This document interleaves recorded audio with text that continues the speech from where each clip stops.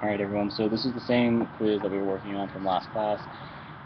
We finished off with doing number 1, which gave us a description and asked us to create a motion map from it. Now if we're looking at number 2, what we're going to do is take a motion map and then create a graph from it. So we're doing the same way that we did the first one, but we're just going to be going backwards. So the first thing that we want to do is figure out what this problem is telling us, because not only do we have to create position and time graph and draw it, but we also have to label it. So that goes back to what we were doing before at the beginning of the year. So the first thing we want to do is we want to label our axes, and we know that it is position in meters. Don't forget your units. And then it's time in seconds. Okay? And then we want to number our axes, always with 0, and then we want to figure out how far did we go. Well, we started at 0, into 1 meter, 2 meters, 3 meters, 4 meters, and 5. So we know that we can skip from 2 to 4. We can stop at 5, but to keep our pacing even, we're going to keep it at 6. Okay? Then for the bottom axes, we got to figure out how many seconds we go. 1, 2, 3, 4, 5, 6, 7, 8.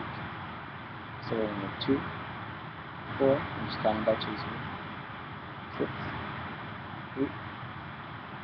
And then for completeness and evenness, we're going to go for 10. Okay? So then we look at our motion map, and we determine at what point in time, so at 1 second, where were we? Well, at 1 second, we were at 1 meter. So we're going to put a dot there. At our second dot, which is second, 1 second, 2 seconds, well, we're just at 2 meters. 3 seconds, where are we? Same deal. We're at 3 meters at 3 seconds. Next, we're at 4 seconds at 4 meters. And then at 5 seconds, next dot, we're at 5 meters. Now this is where we might start to get a little bit tripped up, but as we talked about in the last problem, we stack our dots when we are stopped. So for how many seconds are we stopped, we have to count. First at second 6, at the 7th second, and at the 8th second. So we know we're stopped at a total of 3 seconds. So then we have to draw across 3 dots, which accounts for our 3 seconds of us stopping. Okay.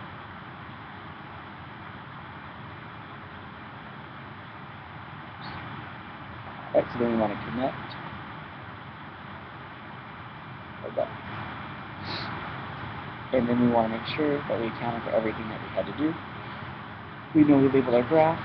We know we appropriately accounted for our stop because of the fact that these are stacked dots upon each other. That means we stopped for 3 seconds, 1, 2, and 3.